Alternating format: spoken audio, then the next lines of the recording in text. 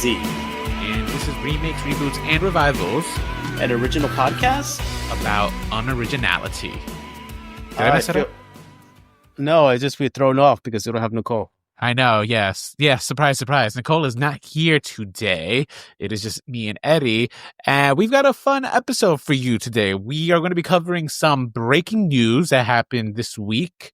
And we're going to be talking about CBS's new show, Watson, a reimagining of Dr. Watson's life without Sherlock Holmes.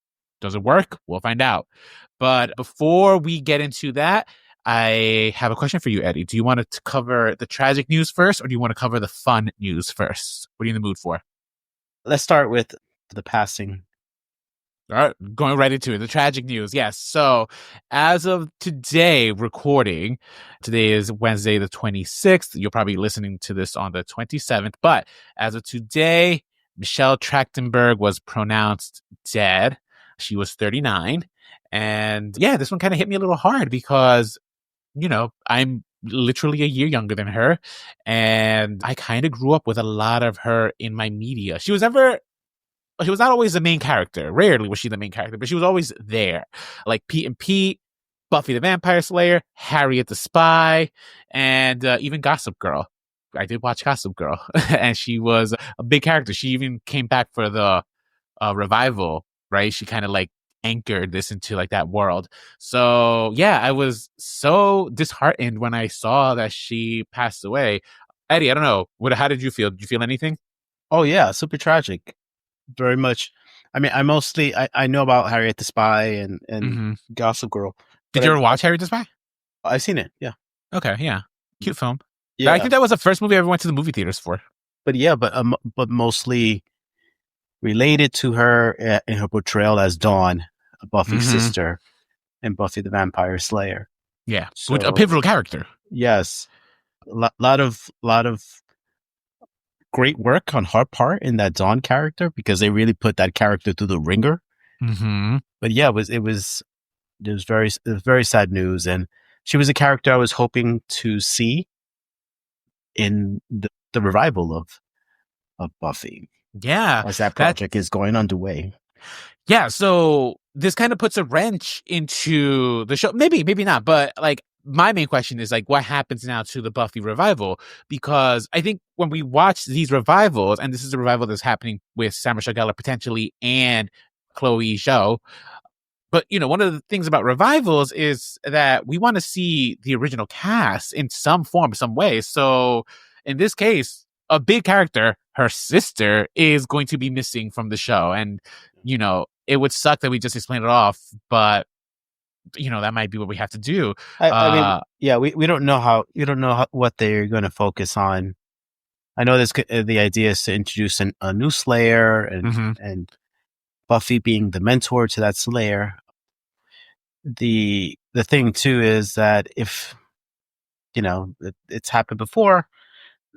When we last see Dawn, you know, Dawn is, you know, she's still a teenager too. So if they want to introduce an older character to take on that mantle, you know. Are you suggesting a recasting? No, I'm not. Oh. Well, I mean, it has been done before, and you know, it's a possibility. I mean, depending what sources are they going to use? Are we picking up Buffy after the comic books, you know, those comic books that were supposedly are... Yeah, they're called Season 8, right? Yeah, there's Season 8 and 9, I think. Season 8 and 9, so they're supposedly canon to the Buffy universe. So if we're picking up, then yeah, Dawn does play a central role in the continuing of that story. So yeah, I'm curious to see what happens. Like, it's a bummer that she is not going to be. It's sad that she passed away, but I think it's a bummer, at least for the podcast's sake, that she's not going to be in a potential revival. This is one of the things I was looking forward to. I wanted to see like Dawn. I wanted to see Allison Hannigan again as Willow, right? Like, these are the things I'm excited for. I don't think they're going to bring back Xander because I hear he's problematic, but yeah, like this is what I want in a revival, and it just reminds me of like few deaths hit me hard, like celebrity deaths, until like they hit kind of close to home. And like the other one that comes close to mind is Matthew Perry, because a Oh Friends yeah. revival is, one that I would love to happen, and it's just not going to be the same without Chandler. So it's interesting you say Matthew Perry because Luke Perry. That's another one. Yeah, that's another big death. Hit me very hard. Mm-hmm. Hit me very hard. Being a big fan of 90210 and loving him in Riverdale. Yeah. So he was like the solid rock of like reality. Yeah, show. and it's to see him pass that so yeah in some so, ways Yeah. Well, anyway, thoughts and prayers to Michelle Trachtenberg's don't family. say that. I hate that. Oh, I don't know what else to say. No, just I mean, yeah, our hearts go out to to her family. To her family, and she's a New Yorker through and through. And also just recognizing that we're all big fans, and we would miss the potential that's been lost in her past. Yeah, I mean, like I said, this one hit very close to home. We're about the same age, so can happen at any moment. But do you want to kick it off to some lighter news?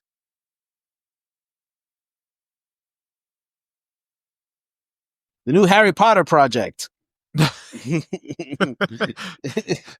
new Harry Potter project, indeed. Yes, John Lithgow has announced that he will be the Dumbledore in the new Harry Potter series. And let me tell you, when I saw that headline, I thought it was like, there's no way. This is fake news. This has to be like not real, right? And I kept checking all the sources. I was just like, nope, this seems legit. John Lithgow is going to be HBO Max's new Dumbledore. And I was elated because I am such a big John Lithgow fan. I think he is such a brilliant artist. He was one of the best things of Dexter of the entire series, right? He was there for only one season. He was the best thing about it. He was great in Pet Sematary. I would argue probably one of the few things that worked in that remake. Serious? I think a lot of things worked in that remake. He was easily... I don't think a lot of things worked in that remake, but I think he was easily one of the anchors that made the movie bearable. Well, I disagree, but let's go back to that podcast another time. But no, I was actually... I loved his portrayal of that character in Pet Sematary. So I think he was great. A great job and stuff like that. I've always kind of known him more for his comedy. Third Rock from the Sun and Harry and the Hendersons. Yeah, stuff that he did, and he always plays this, comical role. He's great in comedy. Yeah, but he's so intense as an actor. Like when he gives you drama, he gives you drama. But I'm actually excited about him taking on this role.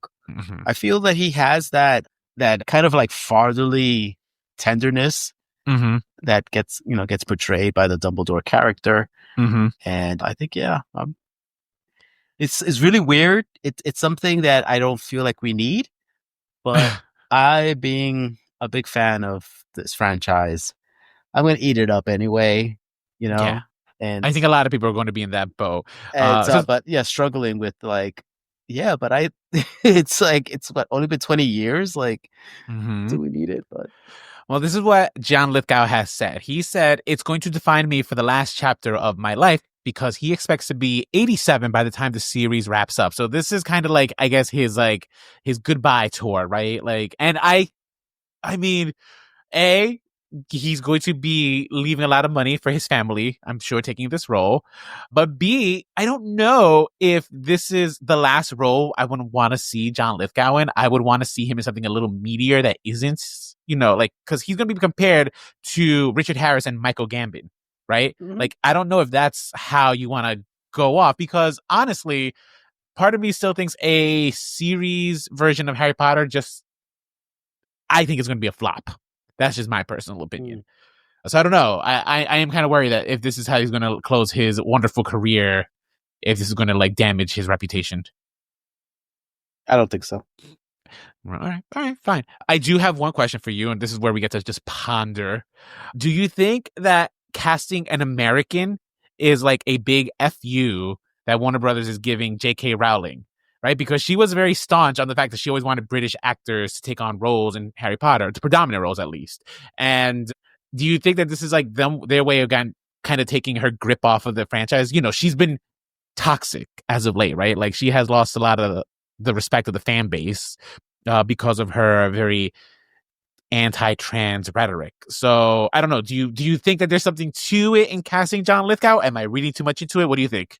I mean, I don't know. I really can't say whether it's about like, is it they're just open to the idea of like finding the best actors for these roles and not and deciding to like not stick with the whole British only actors for these. And I, yeah, I don't know if that's the intention or just recognizing like, hey, we have the freedom now to choose like a variety of the other stars from different parts of the world.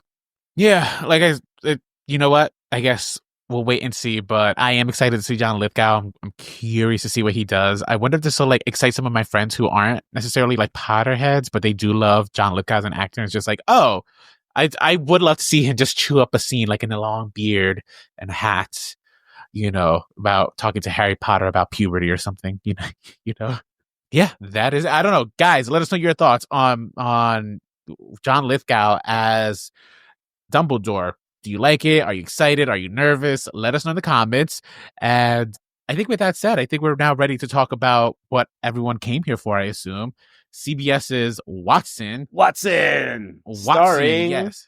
Morris Chestnut. Yeah, so Watson is an American television series created by Craig Sweeney, and it follows the life of John Watson 6 months after the death of his dear friend, Sherlock Holmes, at the hands of Dr. Moriarty. I think he's a doctor. And yeah, he's opened up a new practice in Philadelphia. And yeah, this is following, the show is kind of... He's a professor. He's a professor and a doctor. He's like, Professor James Moriarty. Oh, Moriarty is a professor. I didn't know that. Moriarty. But no, I'm talking about Watson. Watson, he has a fellowship. It's a fellowship that he's opened up, right? At this hospital. He's opened up a clinic, yeah. A clinic that also functions as a fellowship for these people that he's pulled in, these other ranks. It basically feels like a branded version of House. That would be the best way to explain it, right? It's a medical mystery show. It seems like each week there's going to be a new medical mystery that Watson has to solve. So with that said, Eddie, I mean, what are your initial thoughts on the show? Okay, so very interesting. Like, so it's a different twist. So you have Elementary. Elementary was like more like detective crime procedural. And here we have no medical procedural. So it does feed into that whole like House, Brilliant Mind, these shows that, deal with like discovering, like dealing with the strange illness and kind of like following the clues. Yeah, and exploring what's the mystery behind these illnesses. And you could argue that House was a version of Sherlock, right? Like it was just a crotchety man solving mysteries. They were just medical mysteries.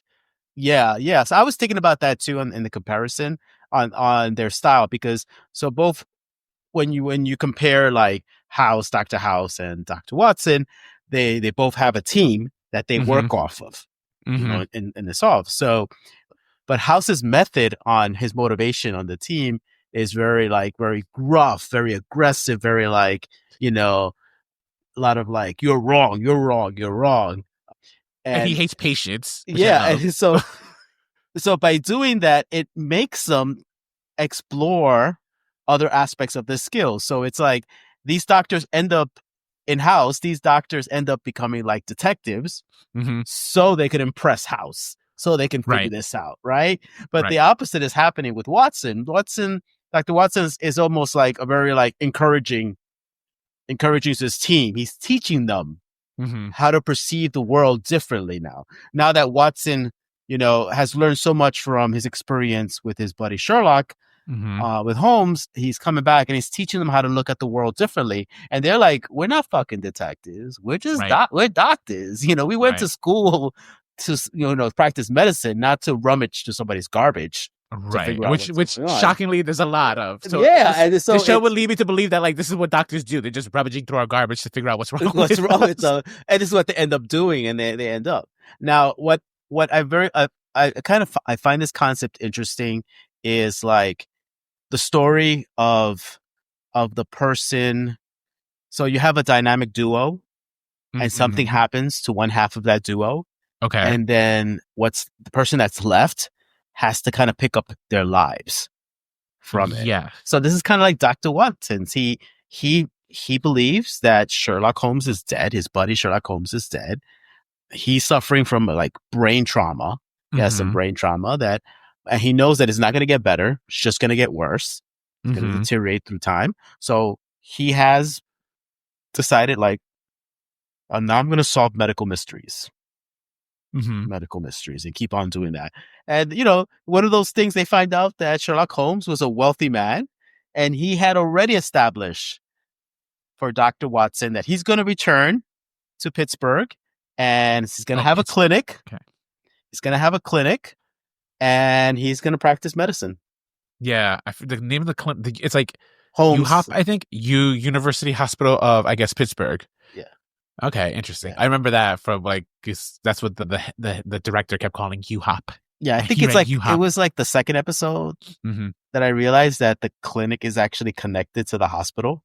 Yeah. The architecture. I didn't realize it. It does drive me crazy because I think it's irrational that like this entire space in this almost wing of the hospital is just dedicated to these 5 doctors. But it is. I do love the give me anything industrial, and I will eat it up. Like it's just a gorgeous setting for an office. I think it's impractical, but it is gorgeous. Like I do love seeing like when they're working in the office. I'm just like this office turns me on. Yeah, it's very interesting because it does have that very like, this was like an old cathedral. Like I feel like it was like an old church of some sort that they gutted out, and they put all these like little modern things, but keeping the facade, keeping a lot of the walls the same. But then you have like glass and other things. Yeah, for me, it reminds me more of like that game, Batman Arkham Knight. No, Gotham Knights. That's the one where like Batman dies and now the heroes kind of like picking up the pieces. But even then, like, they work off the clock tower, which is like this gorgeous architecture, Gothic design building. So similar in that vein. I guess here's my question. Are you a fan of like Sherlock Holmes and Holmes, like his stories? Like he has a devoted fan base, right? Like obviously these stories have been around for over a century now, since 1887. So written by Sir Arthur Ignatius Conan Doyle, a British writer and physician. Yeah, he wrote these stories of this famed detective and stuff. So the question here is like, were you a fan of Sherlock Holmes in any form? I've seen Sherlock Holmes in a variety of different like adaptations. Really? Which ones? Did you see the one with Guy Ritchie, the one that, who was it? Robert Downey Jr. and Jude Law? Yes. I never saw that one. Yes, I've seen those. When did you see it without me? Why are you watching things without me? Was that before we started dating? Yeah. Okay. This is BR before Rolando. Yeah, so I've seen I've seen stuff, and Sherlock Holmes get used in a lot of other shows too. The character itself, in time travel shows, and adapted in other shows. Do you mean, is that like your way of saying that he was a featured character in Doctor Who? He probably was. I may not remember the episode, so don't quote me on that. Apparently, the estate, Sir Arthur Doyle, is very litigious, and they were very, very protective of their legal rights over the Sherlock Holmes thing. They even sued Netflix over like copyright infringement, even though Netflix kind of created the character of Enola Holmes. But the little sister of Sherlock Holmes. And the reason you asked me about this, like, how could they sue if Sherlock Holmes was already in the public domain? All his stories are now in the public domain as of 2023, but like some of the initial work was already public domain prior to that. And the reason they sued was because they felt that some of the traits of Sherlock Holmes in the Enola Holmes movies were more present in the later stories, like him being caring, for example, and they feel that that's an infringement upon their IP. But the courts were just like, this is ludicrous, no. And they dismissed the case, meaning that maybe Netflix settled out of court. But I just wanted to say, I was never a big fan of, I guess, Sherlock Holmes, to be honest. I've never seen the BBC show that all my students rave about. I fell asleep during Enola Holmes, right? That's how bored I was. And I never saw the Guy Ritchie films with Robert Downey Jr. So these 3 episodes of Watson were the most I have consumed of Sherlock Holmes's universe. And yeah, like, I mean, for me, what's so funny is I had just started watching House, I think last week, because I keep seeing YouTube clips of it on my YouTube page. And so I was just like, let me check out this show finally. And I like it. And then I start off Watson, and the first episode is nearly identical to the pilot episode of House. And I was kind of just like, this is if anyone should be suing for copyright infringement, it should be the creators of House suing Watson here, because I was kind of shocked. It was almost like the exact same storyline, not exactly, but it was like very, very similar.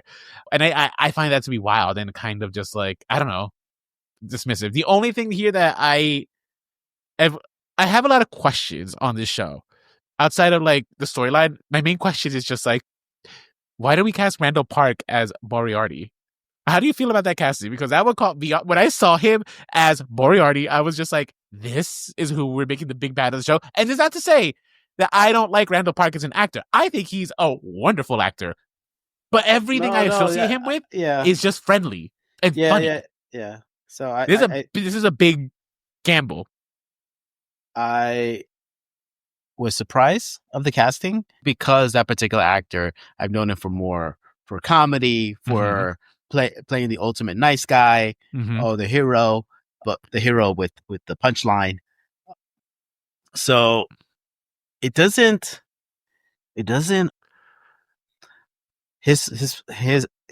give me the EBGBs or the scaries the way I want my Moriarty character to be.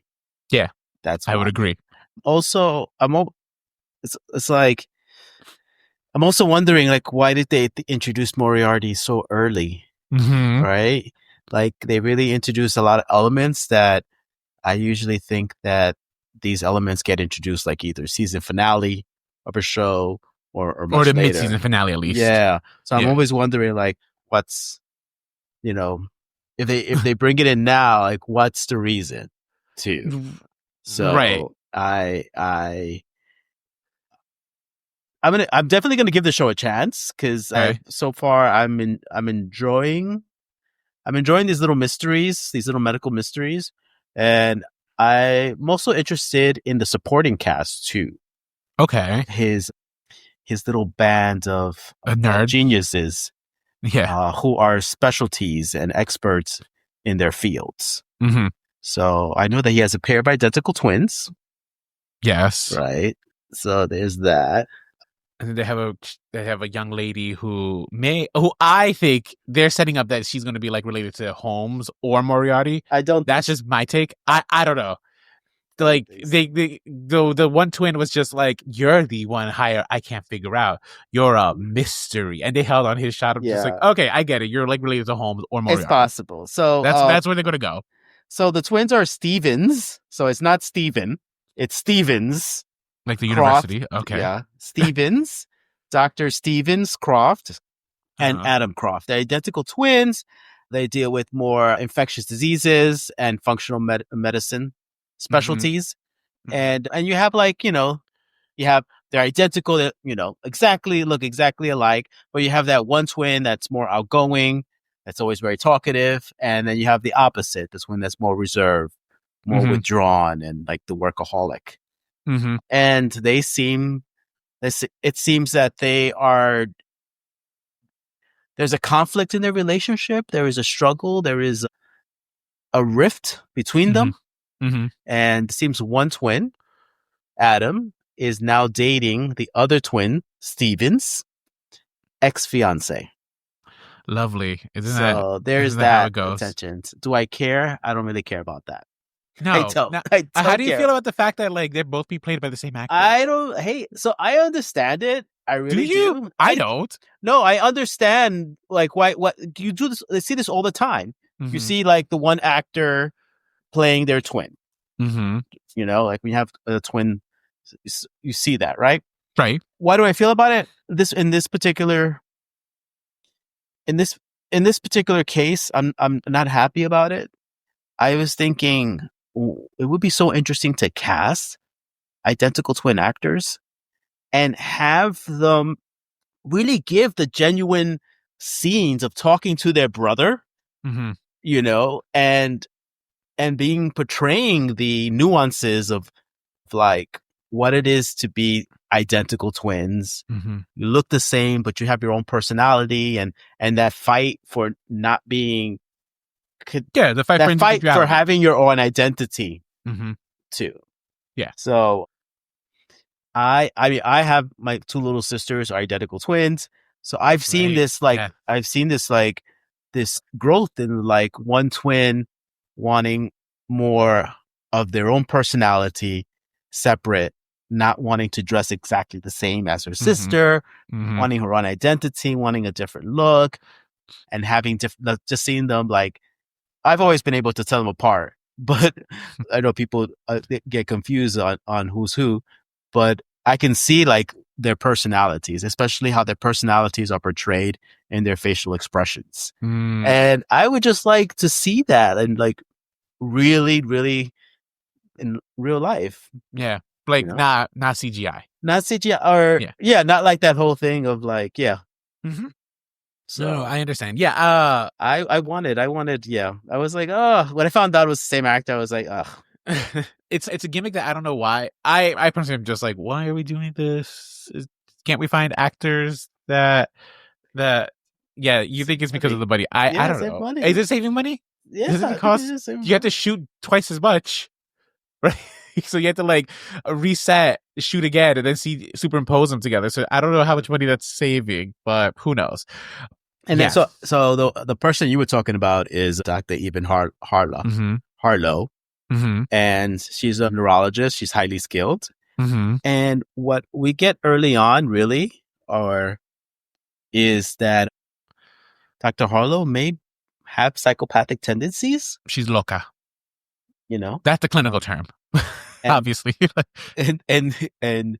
Watson calls her out on it, but she's like a pathological liar. So she lies, but she lies about things that don't matter. Right. So she lied. She was like, "Oh, we have for breakfast." And she says, "Oh, I tried this great bagel place," but she has it. Yeah, I could tell. I mean, yeah, I relate to this character. She is my. I see her. And we are the same. And you see there are scenes that when she's speaking, when she has to give a presentation or something, or she knows that she has to, like, do a proposal, she inserts, like, make sure you smile here, or make sure you keep eye contact here, you know?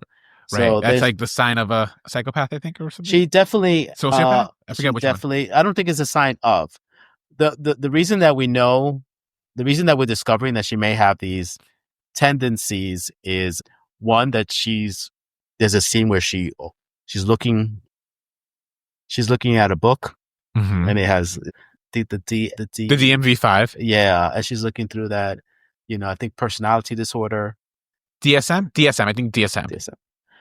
So she's looking at that. There's a history of. There's one scene where, in one of the episodes, where you learn that a person that she was dating, they were up for the same kind of scholarship or fellowship. And oh, right. She called the cops saying that he was driving drunk. They pulled him over. They got arrested, and he lost the scholarship. He lost the scholarships as well as his fellowship. Yeah. I remember. This funding or grant or something. Right. So, he knows it's her. He knew it was her. He definitely suspects. He suspects it's her, but she seems to be a manipulator and player.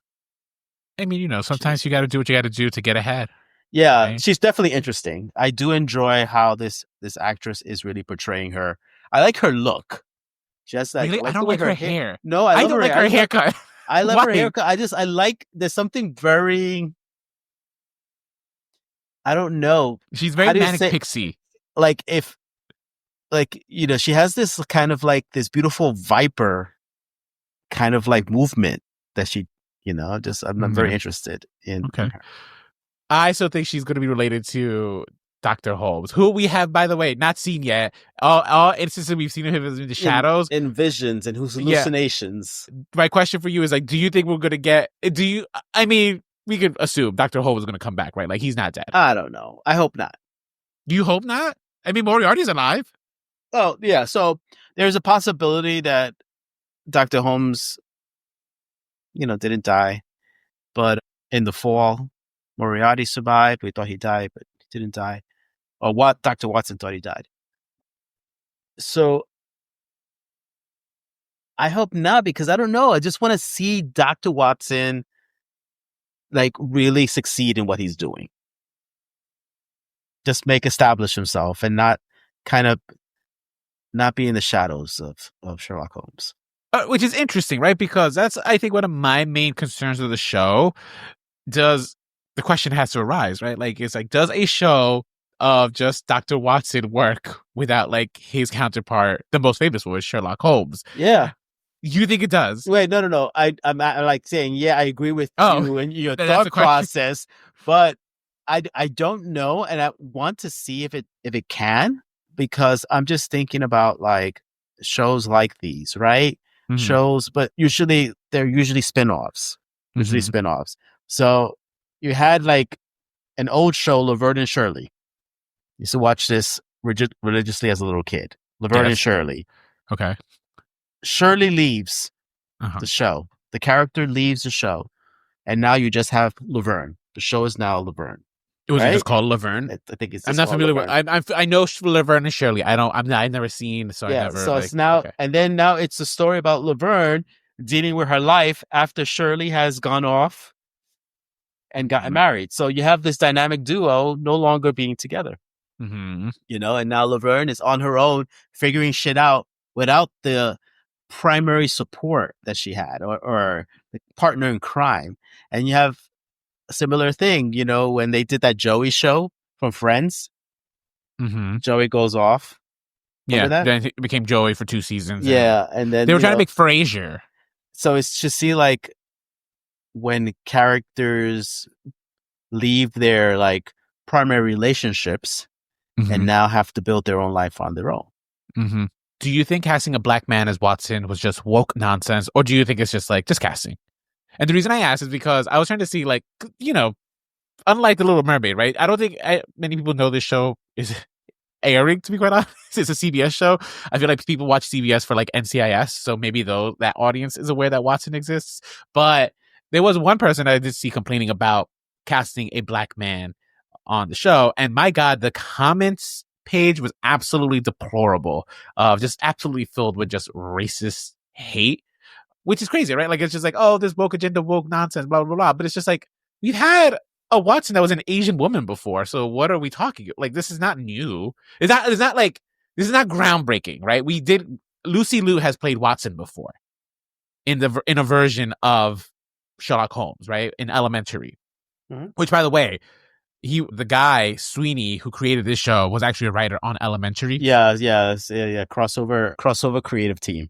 Yes, so I just want to point that out, but it's not a crossover, right? Because I'm talking about the creative team. The creative team is. So I don't know. Do you think are they trying to say anything by casting a black man as Watson, or do you think it's just like, do you think it's stunt casting? Do you think it's just like they just cast the best man for the job? First of all, I don't react to woke nonsense. I don't like that term at all. So I got to do it for the clicks, because I'm probably going to use social media bite. I know you're doing that for the clicks. It drives me nuts. So engagement, baby. I don't care.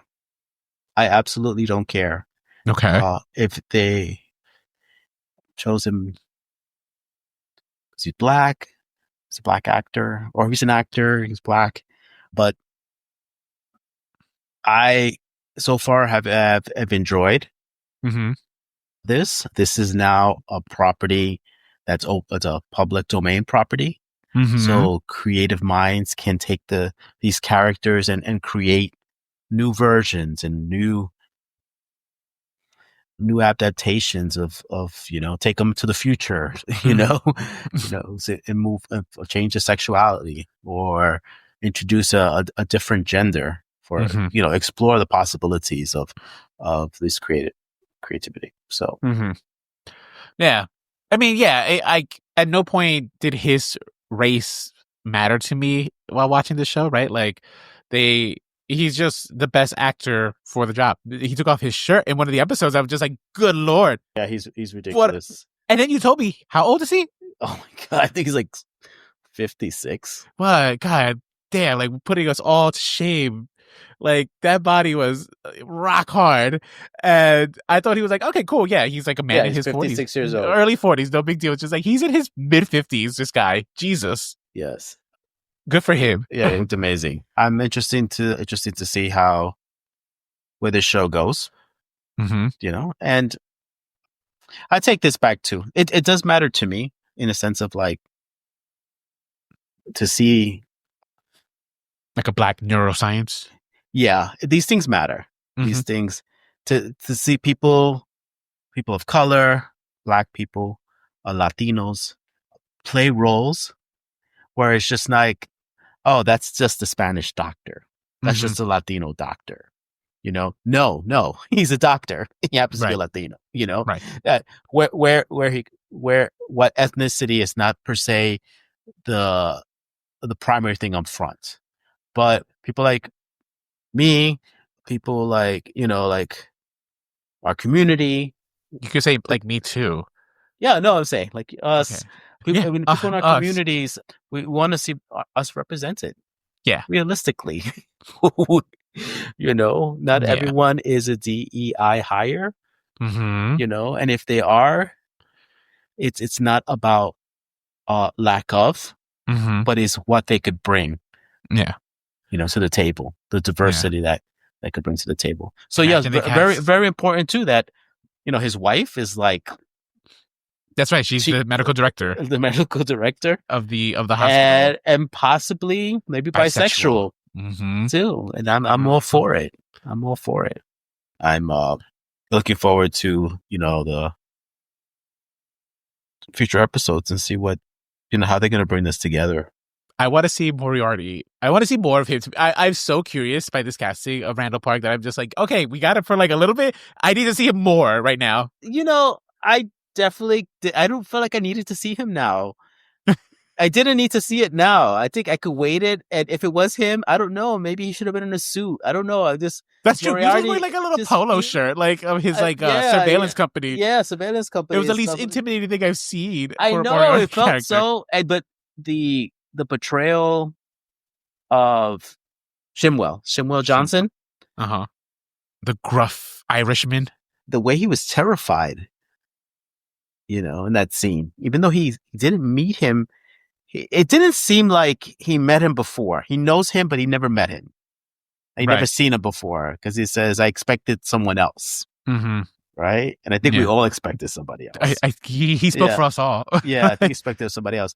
But there was the sheer terror. Like he was really portraying like fuck, like I'm in a situation and I can't get out of it. Yeah. All right. Well, that's it. So your final thoughts is that you're going to keep watching the show, right? Yeah, I'll keep watching it. Yeah. I mean, I'm probably going to not continue this show. It didn't hit for me, but it's one of those shows that like if you'll have on while I'm upstairs watching TV with you, it's just like, okay, I'm not going to make you turn it off. I'll see. I do like a good medical mystery. I do like medical mysteries. It's just like I'm currently watching House, and it's just like House is already feeding me. Yeah, I went through House already, so yeah, I had not. So. I would like to kind of see like this. Yeah, I like them complaining that they have to be detectives. Like, oh, why are you making us do this? Does solving medical mysteries have a profound effect on you? Are you into the show? Have you seen Watson? Are you interested in maybe following Watson? Let us know in the comments below. Be sure to follow us on all the podcast apps. And if you are watching this now, thank you for sticking to the very end and let us know your thoughts. We want to hear from you. So I don't know. I think that's it. That's all I have to say for the closer, right? I haven't done this solo since we started doing this like video format. So we're not doing solo. Oh, whoops. Well, I meant like me as like the host. Thank you. Oh. I miss Nicole too. Yeah. All right. Well, with that said, until next time, stay unoriginal.